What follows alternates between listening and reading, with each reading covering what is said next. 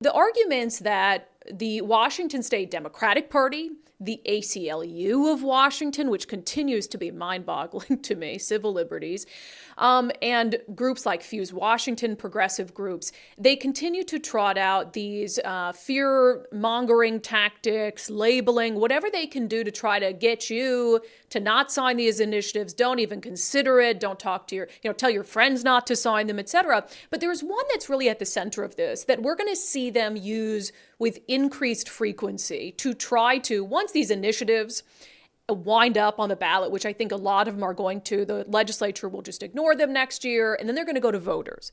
And when you put something in front of voters in even a blue state like Washington that gives them a chance to be taxed less, they're going to pass the thing. And Democrats know that, and that's why they're so freaked out about it. I mean, they're really in a full-blown meltdown, which I kind of love to see, because how many times are Democrats in Washington state on their heels? Not often. They are right now.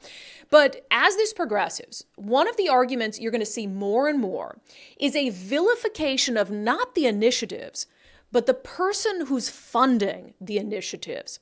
The fact that he has money, and that he's a scary, rich Republican. We've seen this now slowly starting to ramp up. A couple weeks ago, we talked on the show when the first initiative was turned in, which would eliminate the cap and trade program, so reduce prices at the pump. Shasti Conrad, the chair of the Washington State Democratic Party, what did she do? She came out, she tweeted that this is about buying policy. She said, I guess when you keep losing elections and you're do-nothing legislators, you try to buy policy. So again, it starts this suggestion that the only reason more than 400,000 Washingtonians would possibly want to lower gas prices is because they're being convinced to do it by a right-wing multi-millionaire who just wants to buy policy, never mind all the people who ended up signing it. This is also something we saw this week when the Washington State Democratic Party came out and they told people, not only decline to sign the initiatives, which is your right, but call a hotline and report the location of lawful signature gatherers so we can send people out to harass them. When they were talking about that, again, they brought up Brian Haywood, who is rich. Yeah, Brian Haywood has a lot of money. He's got millions of dollars. He spent a lot of his personal money on these initiative efforts. They sent it a tweet. Alongside Washington State's MAGA GOP, Brian Haywood, a right-wing millionaire, is responsible for funding these initiatives to avoid paying his share in taxes. So you're seeing that continue to ramp up. It'll become more and more about Brian Haywood because they know that making it about the subject of these initiatives isn't popular for them because you're talking about lowering taxes. You're talking about saving money. So what can we do? Oh, how can we scare people? Oh, let's talk about this right-wing, mega extremist multimillionaire trying to buy policy. Except, hopefully, people are smarter than that because apparently the only time it's okay to buy policy is if you're buying policy that Democrats agree with.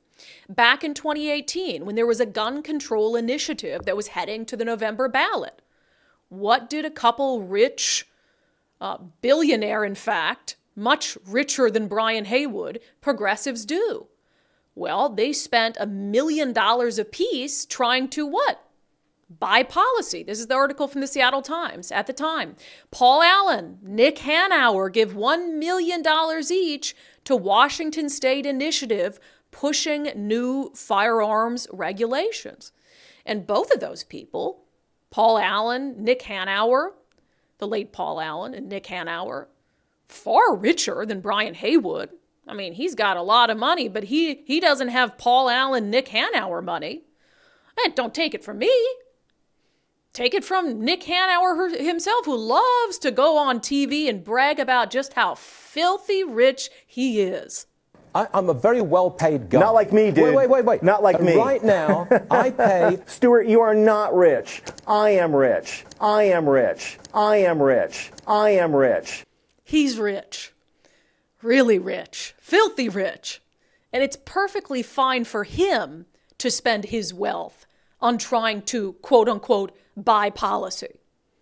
But when someone who's not a progressive billionaire does it, then it is just plain wrong. Hypocrisy at its finest.